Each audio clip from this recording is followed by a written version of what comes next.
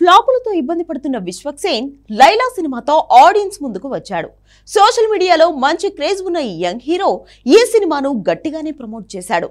Cinema కోసం lady getup లో కూడా కనిపించి అలరించాడు. రామ్ నారాయణ్ డైరెక్షన్ లో వచ్చిన ఈ సినిమా శుక్రవారం గ్రాండ్ గా రిలీజ్ అయింది. Gangs of Godavari, mechanic Rocky వంటి ఫ్లాపుల తర్వాత వచ్చిన ఈ సినిమాను కాంట్రవర్సీలు కూడా అలాగే ఇబ్బంది పెట్టాయి. మరి ఈ సినిమా ఎలా ఉందో ఒకసారి చూద్దాం.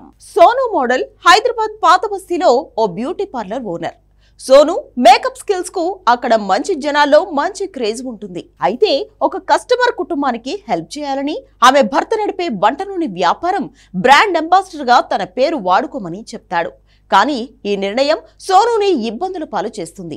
ఆ తర్వాత సోను ఎలా లైలాగా మారాడు, ఆ తర్వాత పడిన కష్టాలు ఏంటి అనేది కథ.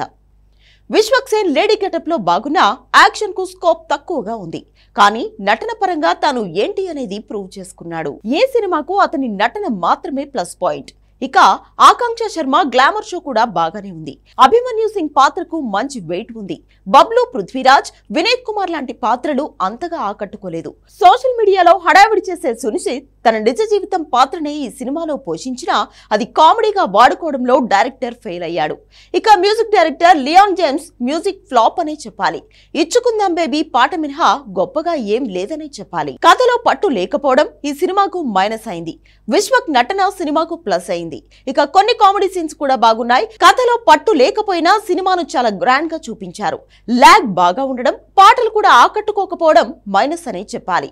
హిట్, అశోకవనంలో అర్జున కళ్యాణం వంటి సినిమాలతో యాక్షన్ పరంగా తానేంటి అనేది ప్రూవ్ చేసుకున్నాడు. కానీ ప్రయోగాలు అతన్ని ఇబ్బంది పెడుతున్నాయి.